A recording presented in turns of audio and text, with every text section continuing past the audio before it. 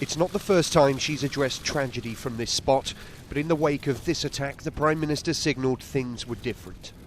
We cannot and must not pretend that things can continue as they are. Things need to change, and they need to change in 4 important ways. And so, with investigators still combing the scene, the Prime Minister set out what she said would be a new approach. The first step to challenge the ideology that drives extremism. It will only be defeated when we turn people's minds away from this violence and make them understand that our values, pluralistic British values, are superior to anything offered by the preachers and supporters of hate. For those leaving afternoon prayers in a mosque less than 2 miles from the scene of the attack, there was support, but calls for caution too. Ensuring that London is safe is for the interest of everybody. If you start segmenting people off, then you're going, rather than make our nation into one, you're going to start putting ghettos in different places, and you don't really want that. The Prime Minister's second commitment to find ways to better regulate the online world. We cannot allow this ideology the safe space it needs to breed.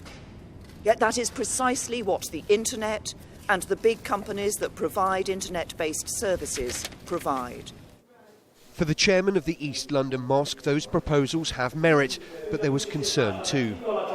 The targeting of the online, if you like, the messaging and the approach taken by people who are propagating such messages is a good thing, and I think it's important that communities shouldn't feel that through this means that they are being again targeted or isolatedly looked at. The third proposal was to increase pressure on communities to root out those in the grips of extremism. There is, to be frank, far too much tolerance of extremism in our country. So we need to become far more robust in identifying it and stamping it out across the public sector and across society. That will require some difficult and often embarrassing conversations. But the whole of our country needs to come together to take on this extremism. This proposal, some say, could push communities further apart, but counter-extremism think tank Quilliam questioned whether it goes far enough. That local councils must stop working with the very organisations that are actually trying to bring down our government's counter-terrorism strategy, and I'm talking about the PREVENT strategy. That's happening up and down the country. That could be what Theresa May was talking about, embarrassing conversations. The final proposal outlined by the Prime Minister, a fresh look at whether new laws and resources are needed. We need to review Britain's counter-terrorism strategy to make sure the police and security services have all the powers they need.